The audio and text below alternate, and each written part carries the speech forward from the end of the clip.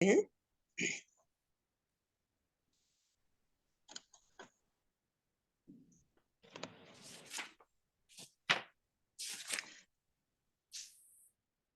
वसुदेव सुतं देवं कंस चाणूरमर्दनम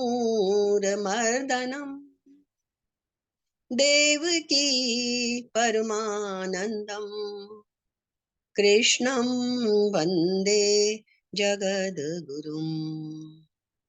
जगद्गुरु श्री कृष्ण के चरणों में प्रणाम और आप सबको हृदय से नमन। ये सुंदर अवसर देने के लिए कि हम बैठ के चर्चा कर सकें गीता की महिमा। गीता हृदय भगवान का सब ज्ञान का शुभ सार है। इस शुद्ध गीता ज्ञान से ही चल रहा संसार है। गीता परम विद्या सनातन सर्वशास्त्र प्रधान है। पर ब्रह्म रूपी मोक्षकारी नित्य गीता ज्ञान है। यह मोह माया कष्टमय तरना जिसे संसार हो, वह बैठ गीता नाव में सुख से सहज में पार हो। तो ये बात हमें बिल्कुल नहीं भूलनी है कि ये गीता हमारे लिए नाव का काम करेगी इस संसार सागर से, कष्टमय संसार से तरने के लिए। और अभी इसी के रास्ते हमें इस 5वें अध्याय में बताए जा रहे हैं। तो हमने 15वां श्लोक किया था पिछली बार। एक्चुअली गीता का तो हम जानते हैं कि एक एक श्लोक में इतना भरा पड़ा है कि हम चाहे जितना विस्तार कर सकते हैं। तो हम 15वें अध्याय को थोड़ा सा हल्का सा और समझ लेंगे, फिर आगे बढ़ेंगे। तो 15वां श्लोक हमारा क्या था, एक बार याद कर लीजिए। ना दत्ते कस्यचित् पापम न चैव सुकृतं विभुः अज्ञानेनावृतं ज्ञानं तेन मुह्यन्ति जन्तवः। कि कृष्ण इतना बार बार बता रहे हैं, हर चीज बता रहे हैं, और अर्जुन बार बार फिर भी पूछ रहा है, मतलब मोह में पड़ा हुआ है। तो इस मोह का कारण क्या है? कृष्ण जैसा समझाने वाला सामने बैठा है, हाँ? तो सोचिए लेवल का फर्क। हमें यदि समझने में समय लग भी रहा है तो हमें चिंता करने की जरूरत नहीं है। हम तो आपस में सब किस लेवल के हैं हम सब जानते हैं। कृष्ण किस लेवल के थे?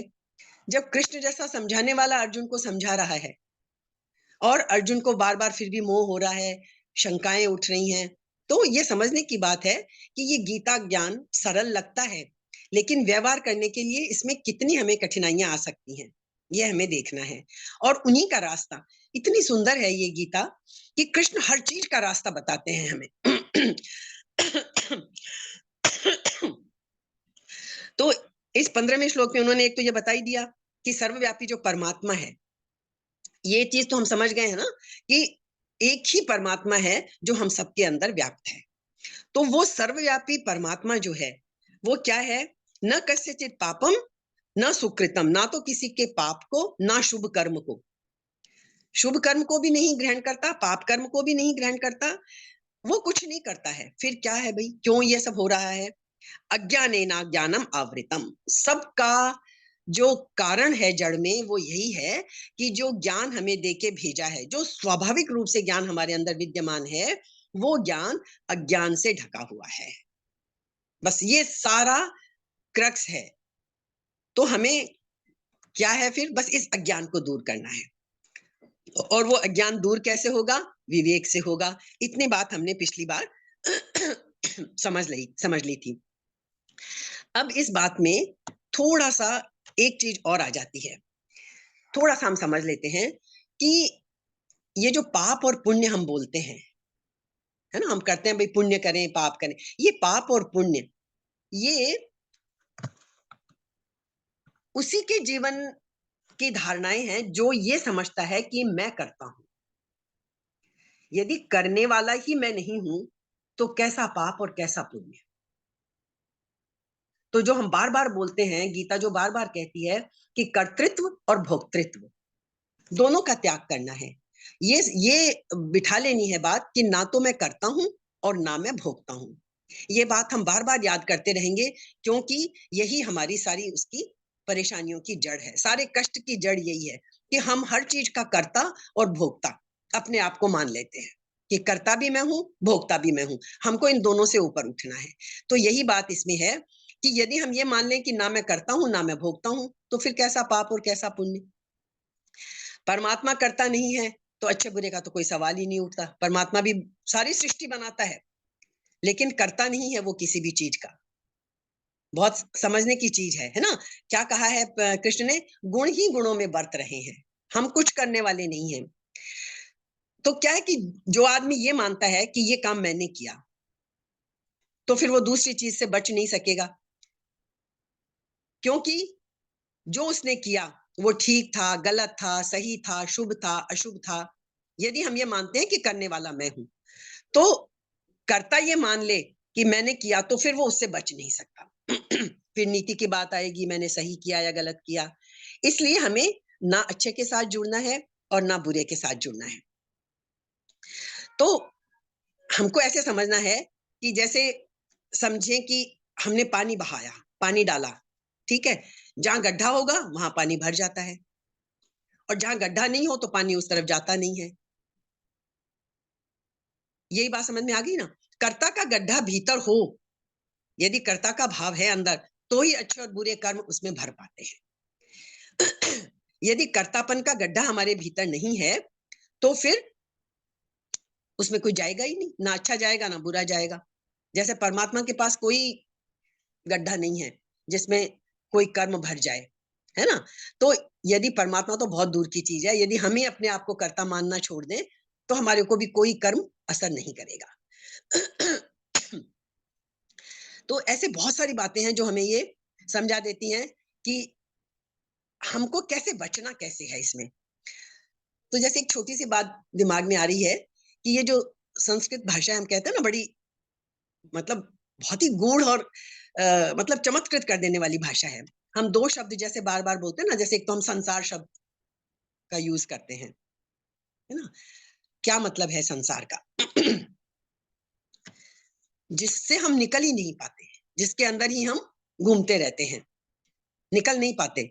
जैसे बचपन में या हम सब मेले में गए हैं और वो जो एक गोल घूमता है ना, जिसपे घोड़े, या आज भी हम देखते हैं बच्चों को बिठा देते हैं।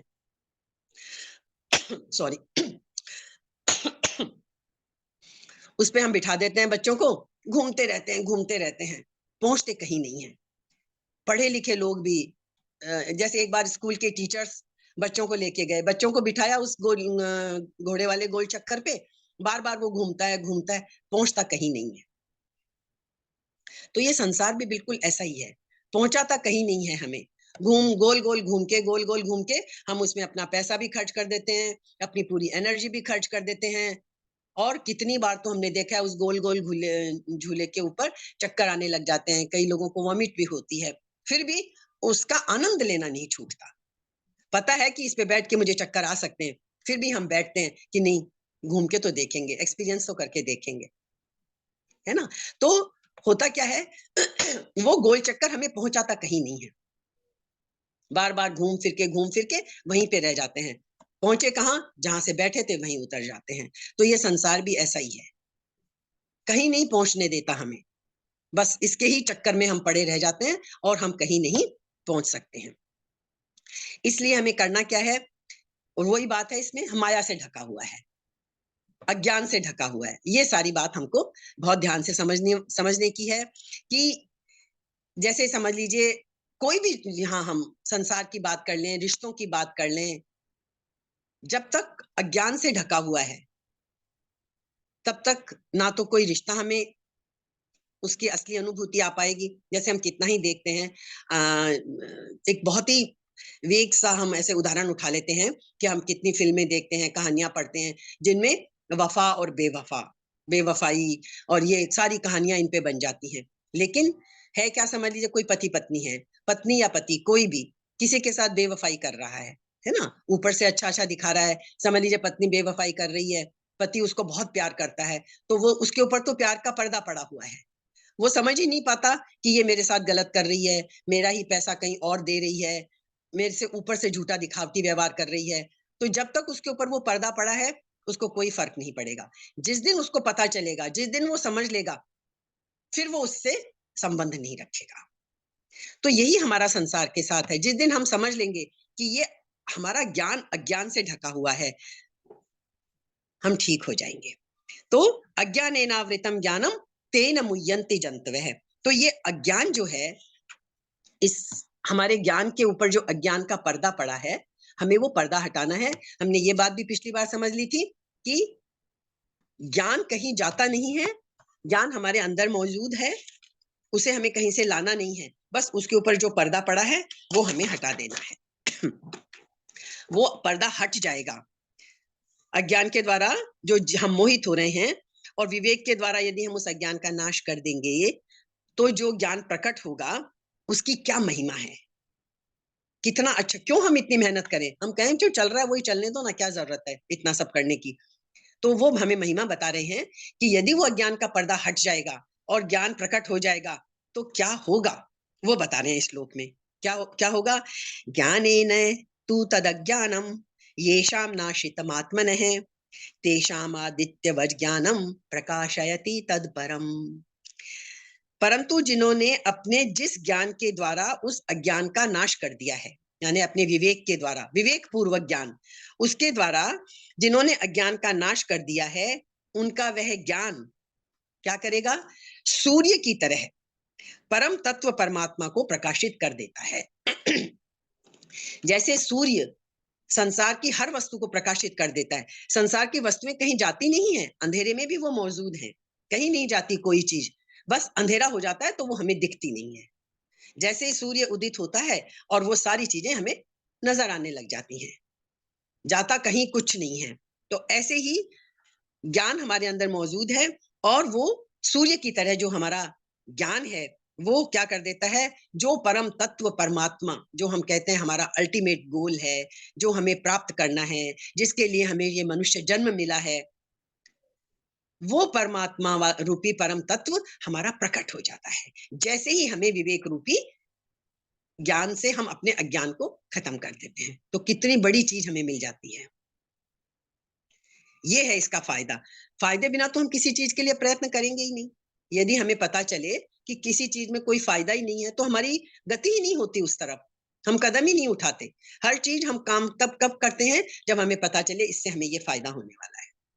तो ये विवेक रूपी ज्ञान प्राप्त करना क्यों जरूरी है, कि ये जो हमारे मनुष्य जीवन का लक्ष्य है, परमात्मा तत्व की प्राप्ति, उस उसको सूर्य की तरह प्रकाशित कर देता है।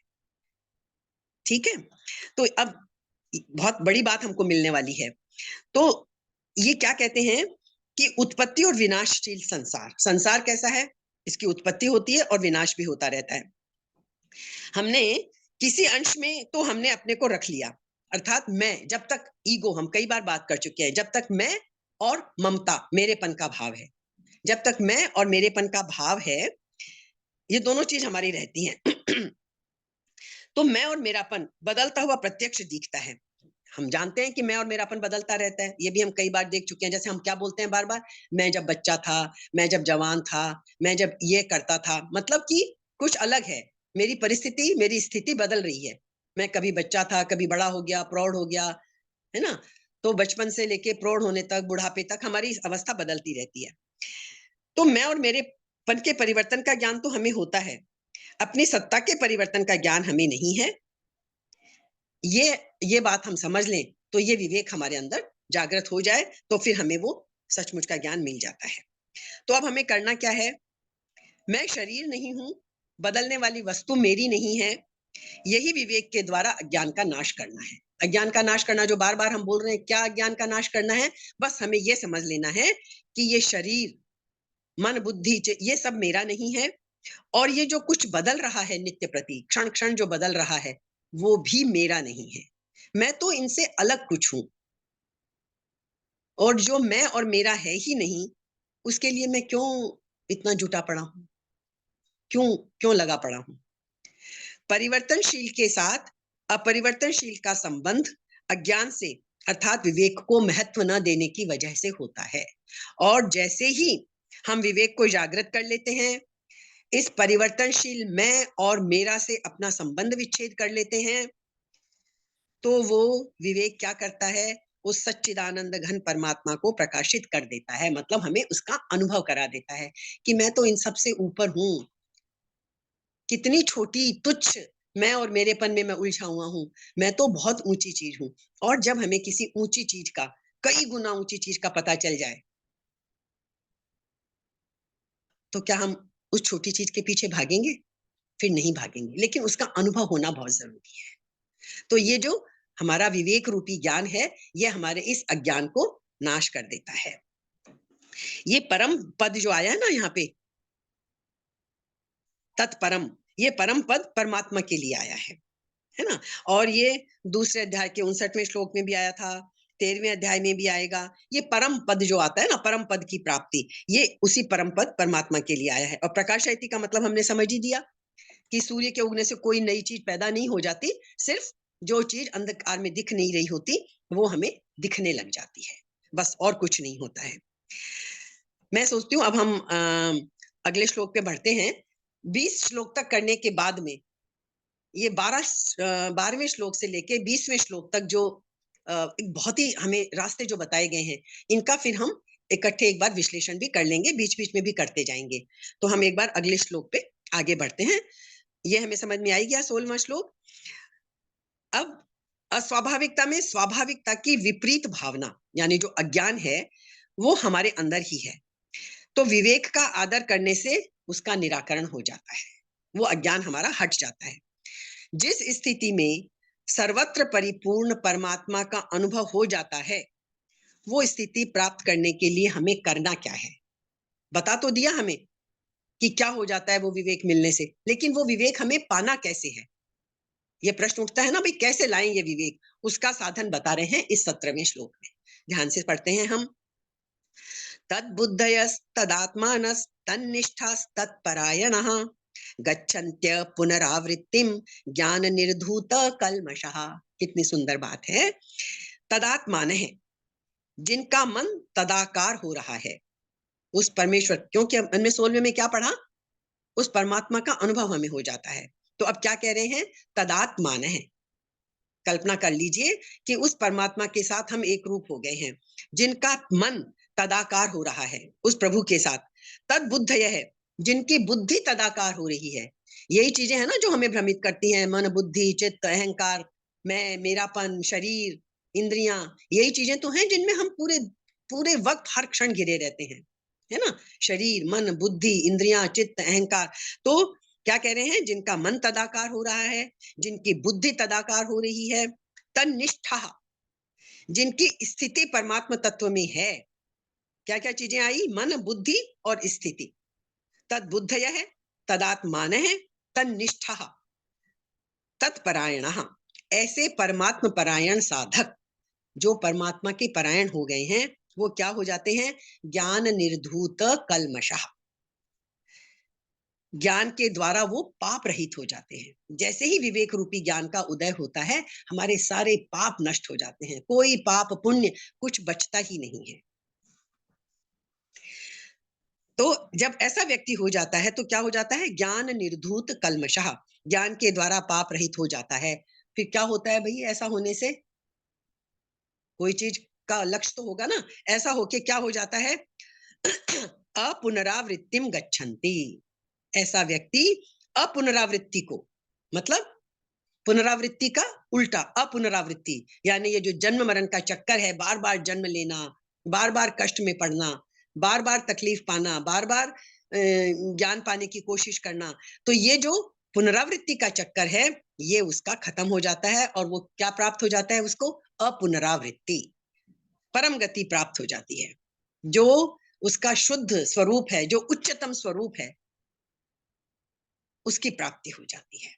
तो ऐसी चीज जो हमें मिलने वाली है, उसके लिए फिर साधन करना होगा हमें।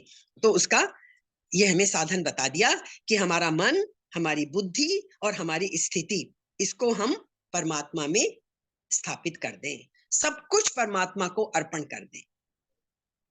हम लोग तो एक्चुअली मंदिर भी जाते हैं तो क्या करते हैं कंडीशंस के साथ जाते हैं।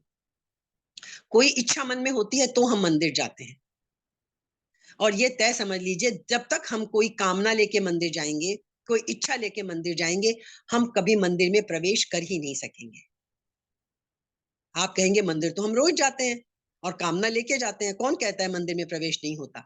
हम तो रोज मंदिर जाते हैं और हमेशा भगवान के आगे जाके कुछ ना कुछ मांगते हैं, कंडीशंस भी रखते हैं, भगवान ये कर दे तो इतने का प्रसाद चढ़ाऊंगा, भगवान ऐसा कर दे बस फिर मैं कुछ नहीं मांगूंगा। कितनी बार हम ऐसी बातें करते हैं, बस प्रभु ये दे दे। लेकिन सचमुच वो हमारा मंदिर जाना नहीं है। वो तो मंदिर रूपी जो एक भवन बना हुआ है, जो इमारत बनी हुई है, हमारा उस इमारत में प्रवेश होता है। मंदिर में प्रवेश हमारा नहीं होता। मंदिर में प्रवेश तो हमारा तब होगा जब हम निष्काम भाव से जाएंगे, सिर्फ प्रभु को धन्यवाद करने जाएंगे, या कीर्तन में मगन हो जाएंगे। कोई कहता है कीर्तन से क्या मिलता है? कीर्तन घंटा भर नाच नाच के, ताली बजा बजा के कीर्तन कर लिया, क्या मिला उससे? ना तो कोई प्रार्थना की, ना कोई पूजा अर्चना की, कीर्तन किया भगवान का बैठ के निष्काम भाव से। पर पूछिए कितना मिलता है कीर्तन करने वाले? दिखने में तो कुछ नहीं मिलता, लेकिन जो वो धन्यवाद के भाव से, सिर्फ सिर्फ धन्यवाद ज्ञापित करो बस। कीर्तन में, भजन में आराम से बैठो और खाली प्रभु का गुणगान हम करते हैं। उस वक्त हम मांगते नहीं है कुछ भी।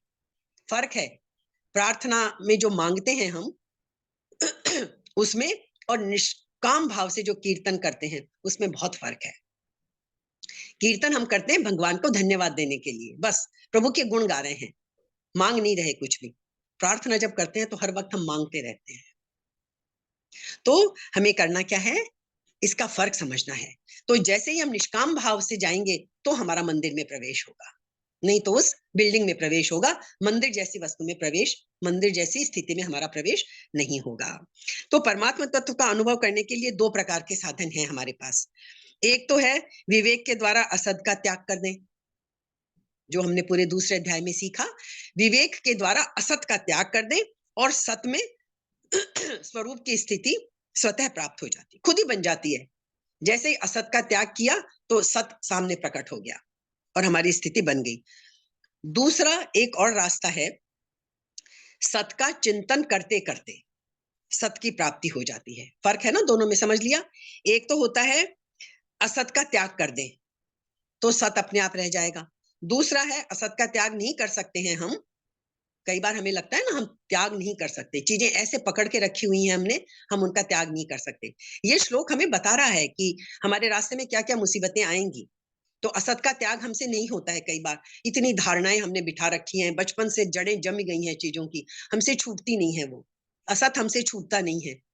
यदि छोड़ दे असत, बात खत्म, सत अपने आप प्रकट हो जाएगा। लेकिन नहीं छूटता है तो क्या तरीका है? सत का चिंतन करते रहे, सत के बारे में सोचते रहे।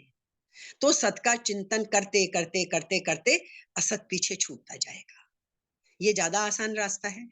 यदि असत नहीं छूटता है तो, या तो इतना विवेक पैदा कर ले असत हमसे छूट ही जाए। ठीक है? तो असत की प्राप्ति कर्मों से होती है, चिंतन से नहीं। बहुत गहराई से, सूक्ष्मता से फर्क समझ लें। असत और सत दो वर्ड हम यूज कर रहे हैं क्योंकि दूसरा पूरा अध्याय यही ज्ञान हमें बार बार समझाता है कि असत को छोड़ें, सत को पकड़ें। असत की प्राप्ति कर्मों से होती है, चिंतन से नहीं। जो हम कर्म करते हैं वो हमें असत की प्राप्ति कराते हैं। सोचने से असत की प्राप्ति नहीं होती। उत्पत्ति विनाशशील वस्तु कर्म से मिलती है। जो चीजें हमें मिलती हैं, जिनकी उत्पत्ति होती है और जिनका विनाश भी होता है, वो हमें किससे प्राप्त होती हैं? वो चीजें, ये संसार में जितनी चीजें हम प्राप्त कर रहे हैं, बोलते हैं ना कर्म किए बिना कुछ नहीं मिलेगा। तो ये सब चीजें हमें मिलती हैं कर्म करने से। लेकिन हम समझ लें कि ये कर्म से मिलने वाली जितनी चीजें हैं, चाहे वो पैसा है, चाहे वो हमारे कुछ भी समझ लीजिए, इस संसार में जो कुछ भी हमें प्रिय है और जो हमें कर्म करने से मिलता है, वो विनाशशील है। जो मिला है उसका अंत जरूर होकर रहेगा। ठीक है? तो उत्पत्ति विनाशशील वस्तु कर्म से मिलती है और नित्य परिपूर्ण तत्व जो है वो चिंतन से मिलता है। वो कोई कर्म करने से नहीं मिलेगा। कर्म करके हम परमात्मा को पाले नहीं, वो जब निष्काम कर्म करेंगे, सब कुछ परमात्मा को अर्पण करके करेंगे तो मिलेगा। सकाम कर्म से। तो ये सकाम और निष्काम कर्म की जो बात है, यही हमारे लिए उपयोगी है, क्योंकि हम जिस स्थिति में जी रहे हैं, हमसे संसार छूटेगा नहीं, संसार छोड़ के हमसे बैठा नहीं जाएगा। तो संसार में रहते हुए किस तरह हम निष्काम हो सकते हैं, यही हमें बार बार गीता समझाती है, और हमारे लिए वही उपयोगी है। फिर दूसरी चीज क्या आई? तद्बुद्धय है। निश्चय करने वाली वृत्ति का नाम बुद्धि है, ये हम समझते हैं। बुद्धि निश्चय करती है ना, क्या सही है क्या गलत है। तो जो निश्चय करने वाली वृत्ति है हमारे अंदर, उसको हम बुद्धि कहते हैं। तो साधक पहले बुद्धि से ये निश्चय कर ले कि सर्वत्र एक परमात्मा ही परिपूर्ण है। हमको जो ये लक्ष्य प्राप्त करना है ना, इसका साधन बता रहे हैं, तरीके बता रहे हैं इस 17वें श्लोक में, तो हमें ध्यान से समझना है। तो बुद्धि से सबसे पहले तो हमको ये निश्चय करना है कि सब जगह परमात्मा तत्व परिपूर्ण है। ये बुद्धि से समझा लें हम अपने आप, ठीक है। संसार के उत्पन्न होने से पहले भी परमात्मा थे, संसार के नष्ट होने के बाद भी परमात्मा रहेंगे, और ये बीच में जो संसार का प्रवाह चल रहा है, उसमें भी परमात्मा वैसे के वैसे हैं। परमात्मा के रूप में, स्वरूप में किंचित मात्र भी परिवर्तन नहीं है। संसार की उत्पत्ति से पहले भी, संसार की उत्पत्ति के बाद भी, और ये जो संसार चल रहा है इसमें भी परमात्मा की एक ही स्थिति रहती है। तो ये बुद्धि से हम तय कर लें। फिर हम क्या करें? तदात्मान है, हमने पढ़े ना, तद्बुद्धयस तदात्मान है। यहाँ आत्मा शब्द मन का वाचक है, यहाँ आत्मा मन का वाचक है। जब बुद्धि में एक परमात्मा तत्व का निश्चय कर लिया हमने, तब क्या है? मन से स्वतः परमात्मा, स्वाभाविक परमात्मा का ही चिंतन होने लगता है। यदि बुद्धि ने एक बात मान ली, तो मन बुद्धि का अनुसरण करता है। इसीलिए हम बार बार क्या बोलते हैं? बुद्धि, बुद्धि में हमें सही बातें बिठानी है। तो जब हम बुद्धि में निश्चय कर लें कि परमात्मा तत्व ही सब जगह है, सर्वत्र विद्यमान है, तो फिर मन क्या करेगा? स्वाभाविक रूप से बुद्धि का अनुसरण करेगा। फिर जब हम जितनी भी क्रियाएं करेंगे, तो ये चिंतन हमारा अखंड रहेगा कि सत्ता रूप सब जगह परमात्मा तत्व सब जगह परिपूर्ण है। तो पहला स्टेप क्या हुआ? बुद्धि से तय करना है हमें। बुद्धि से तय कर लिया, मन उसका, बुद्धि का अनुसरण करेगा, और चिंतन में फिर संसार की सत्ता रहेगी ही नहीं हमारे। फिर संसार की सत्ता नहीं रहेगी, किसकी सत्ता रहेगी? परमात्मा की सत्ता रहेगी। फिर दो स्टेप हमने देख लिए। पहला स्टेप हमने बुद्धि से देखा, मन अपने आप अनुसरण करेगा। और क्या है आगे? क्या वर्ड आया? तद्बुद्धयस तदात्मानस तन्निष्ठा। जब साधक के मन और बुद्धि में, बुद्धि परमात्मा में लग जाएंगे, तो वह हर समय परमात्मा में अपनी स्वतः स्वाभाविक स्थिति का अनुभव करता है। जब मन और बुद्धि तैयार हो गए, तो फिर हर वक्त हमें लगेगा कि बस हमारी परमात्मा में ही स्थिति है, हम अलग हैं ही नहीं, हम तो परमात्मा में ही स्थित है, और परमात्मा हमारे अंदर स्थित है। जब तक मन बुद्धि परमात्मा में नहीं लगते, अर्थात मन से परमात्मा का चिंतन और बुद्धि से परमात्मा का निश्चय, दो बातें हैं। बुद्धि निश्चय करती है, मन चिंतन करता है। ये जब तक नहीं होगा, तब तक स्थिति तो है हमारी परमात्मा में, लेकिन हमें उसका अनुभव नहीं होगा। स्थिति तो परमात्मा में ही है हमारी, लेकिन हम उसको अनुभव नहीं कर पाते। जैसे ही हमारे ये मन और बुद्धि, बुद्धि ने निश्चय किया और मन ने उसका अनुसरण किया, तो हमें परमात्मा की अनुभूति होने लगेगी। तो हमारे सामने आज सबसे बड़ा एक कदम आया कि हम अपनी बुद्धि से ये निश्चय कर लें, अभी इसी क्षण हम निश्चय कर लें कि परमात्मा ही सर्वत्र व्याप्त है, हम भी परमात्मा में ही हैं, और परमात्मा हमारे अंदर है। अपनी बुद्धि को बार बार ये बात हम दृढ़ निश्चय कर लें अपनी बुद्धि से, मन अपने आप उसका अनुसरण करने लगेगा। और जैसे ही मन और बुद्धि एक साथ मिले, अनुसरण किया, तो फिर हमें हर वक्त परमात्मा में अपनी स्थिति का अनुभव होने लगेगा। ठीक है। एक वर्ड और आया आगे, तत्परायण। परमात्मा से अलग अपनी सत्ता न रहना, यही परमात्मा के परायण होना है। तो जब हर वक्त हम परमात्मा में अपनी स्थिति मानेंगे, तो हम क्या हो जाएंगे? तत्परायण, परमात्मा के परायण हो जाएंगे। परमात्मा में अपनी स्थिति का अनुभव करने से अपनी सत्ता परमात्मा की सत्ता में लीन हो जाती है, और हम स्वयं परमात्मा स्वरूप हो जाते हैं। तो कितना आसान लग रहा है ना सुनने में, तो कि बस बुद्धि से निश्चय करना है और हम परमात्मा के स्वरूप में स्थित हो गए। ये पहला स्टेप हमें बताया है, लेकिन अब इस बुद्धि से निश्चय करने में बाधाएं बहुत आएंगी हमें। इतना आसान होता तो हम अभी सब परमात्मा परायण हो जाते। पढ़ते पढ़ते लग रहा है ना कि कितना आसान है। जब तक साधक और साधन की एकता नहीं होती, समझते हैं हम चीज को, जब तक साधक और साधन की एकता नहीं होती, तब तक साधन छूटता रहता है। ये जो साधन हम पढ़ रहे हैं ना कि ये साधन है परमात्मा को पाने का, इसके लिए आगे ये कदम उठाना जरूरी है कि साधक और साधन एक हो जाए। क्योंकि जब तक साधक और साधन अलग अलग है, तब तक क्या होगा, साधन बार बार छूटता रहेगा। ये बुद्धि से जो दृढ़ निश्चय हम करते हैं, ये बार बार हमारा छूटता रहेगा, अखंड नहीं रहता है। जब साधकपन अर्थात अहम भाव मिट जाता है, मैं साधक हूं, ये मैं का भाव मिट जाए, तब तब साधन और साध्य एक रूप हो जाते हैं। तो अगली बात क्या निकल के आई, ईगो को छोड़ना है। बुद्धि तब निश्चय करेगी, दृढ़ निश्चय में बैठेगी, जब हम अहम को छोड़ेंगे, ईगो को छोड़ेंगे कि मैं साधक हूं। ये भाव भी हटा देना है, क्योंकि वास्तव में साधन और साध्य दोनों में नित्य एकता है। जहां भी द्वंद्व है, साधक और साधन अलग हैं, तब तक परमात्मा की प्राप्ति हो ही नहीं सकती। जब तक द्वंद्व है, तब तक प्राप्ति नहीं है। और ये द्वंद्वात्मक ही संसार है, ये तो हम सब अच्छी तरह समझ चुके हैं। जब तक द्वंद्व है, जब तक समता नहीं आएगी, तो देखिए घूम फिर के सारी चीजें जो दूसरे अध्याय में हमें बता दी गई थी कि तुमको गीता में ये सब मिलेगा, ये समझाया जाएगा, सब चीजें सामने आ रही हैं। जब तक द्वंद्व है, परमात्मा की प्राप्ति नहीं है। प्राप्ति कब होगी, जब समता आ जाएगी। समत्वम योग उच्यते, समता ही योग है। जब ये द्वंद्व हट जाएगा, ये दो चीजें जो हैं, ये द्वंद्व हट जाएगा, तब परमात्मा की प्राप्ति होगी। तो फिर क्या होगा, ये हटेगा कैसे, ज्ञान निर्धूत कल्मषः तद्बुद्धयस्तदात्मानस्तन्निष्ठास्तत्परायणः गच्छन्त्य पुनरावृत्तिम ज्ञान निर्धूत कल्मषः। ज्ञान निर्धूत कल्मषः, ज्ञान अर्थात सत असत के विवेक की वास्तविक जागृति होने पर असत की सर्वथा निवृत्ति हो जाती है। असत पूरी तरह से नष्ट हो जाता है। असत के संबंध से ही पाप पुण्य रूप कल्मष होता है, जिससे मनुष्य बंधता है। जब मनुष्य बंधेगा ही नहीं, पाप और पुण्य की अवधारणा ही खत्म हो जाएगी, असत पूरी तरह से खत्म हो जाएगा, तो मनुष्य को बांधेगा कौन, बांधते तो कर्म है। और जब पाप पुण्य की अवधारणा ही खत्म हो गई, तो बांधेगा कौन।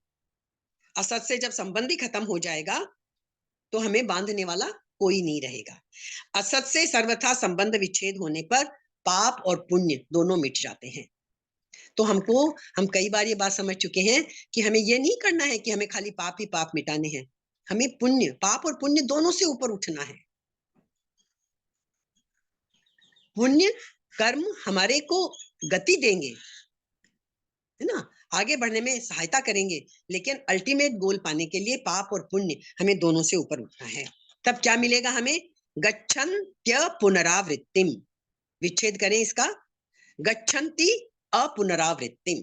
ये संस्कृत भाषा की विशेषता भी है, और ये थोड़ी सी ये भी है कि यदि किसी ने इसको गलत पढ़ लिया, गच्छन्त्य पुनरावृत्तिम, यदि अ नहीं जोड़ा इसका संधि विच्छेद करके, तो अर्थ उल्टा हो जाएगा। पुनरावृत्ति को नहीं, अपुनरावृत्ति।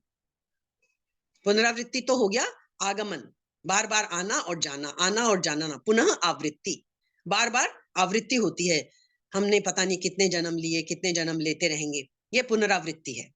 पुनः पुनः पुनः आवृत्ति, बार बार जो चीज होती है उसको हम बोलते हैं पुनरावृत्ति। जैसे हम बच्चों को बोलते हैं ना, रिवीजन करो, बार बार एक ही पाठ को बार बार पढ़ो, बार बार चीज को समझो। तो ये जो जन्म हमारे आते हैं बार बार और मरण होता है, ये है हमारी पुनरावृत्ति। तो जब हम ज्ञान निर्धूत कल्मषा, उस विवेक रूपी ज्ञान से जब हमारे सारे पाप हट जाएंगे, तो क्या होगा, गच्छन्ति अपुनरावृत्ति, अपुनरावृत्ति को हम प्राप्त हो जाएंगे, पुनरावृत्ति नहीं रहेगी फिर हमारी। ये इसका अर्थ है। असत का संग ही पुनरावृत्ति का कारण है। कारणम गुण संगोस्य सद असत, सत और असत ये सब जो है गीता के 13वें अध्याय में बहुत अच्छे से समझाया जाएगा। असत का संग सर्वथा मिटने पर पुनरावृत्ति का प्रश्न ही पैदा नहीं होता। जो वस्तु एक देशीय होती है, उसी का आना जाना होता है। जो वस्तु सर्वत्र परिपूर्ण है, जैसे परमात्मा, वो कहाँ से आए और कहाँ जाए? हम कहते हैं ना, आए हैं तो जाएंगे, जो आया है सो जाएगा। लेकिन जो कोई आता ही नहीं है, तो वो जाएगा कहाँ? परमात्मा ना कहीं से आता है, वो तो सर्वत्र व्याप्त है, वो कहीं से नहीं आ रहा, तो उसको जाना भी नहीं है कहीं। तो हमें आना जाना उसी का होता है जो परिपूर्ण नहीं है। परमात्मा संपूर्ण देश, काल, वस्तु, परिस्थिति आदि में एक रस परिपूर्ण रहता है। उसका कहीं आना जाना नहीं होता। इसलिए जो महापुरुष परमात्मा स्वरूप ही हो जाते हैं, उनका भी कहीं आना जाना नहीं होता। श्रुति यानी वेद हमारे क्या कहते हैं? न तस्य प्राणा उत्क्रामन्ति ब्रह्मैव सन् ब्रह्मा पेति। क्या कहते हैं? उसके प्राणों का, उन महापुरुषों के प्राणों का उत्क्रमण नहीं होता, वह ब्रह्म ही होकर ब्रह्म को प्राप्त हो जाता है। हमें ब्रह्म को प्राप्त करना है। यदि पुनरावृत्ति से बचना है, तो हमें ब्रह्म को प्राप्त होना है। उसके कहलाने वाले शरीर को लेकर ही ये कहा जाता है कि उसका पुनर्जन्म नहीं होता। वास्तव में यहाँ गच्छन्ति पद जो आया ना, उसका तात्पर्य क्या है? वास्तविक बोध होना। जैसे ही वास्तविक बोध होता है, नित्य प्राप्त परमात्मा का अनुभव हो जाता है। बहुत अच्छी तरह से, बहुत सुंदर तरीके से समझा दिया है। अब पालन क्या क्या करना है, वो साधन भी हमारे आ गए हैं।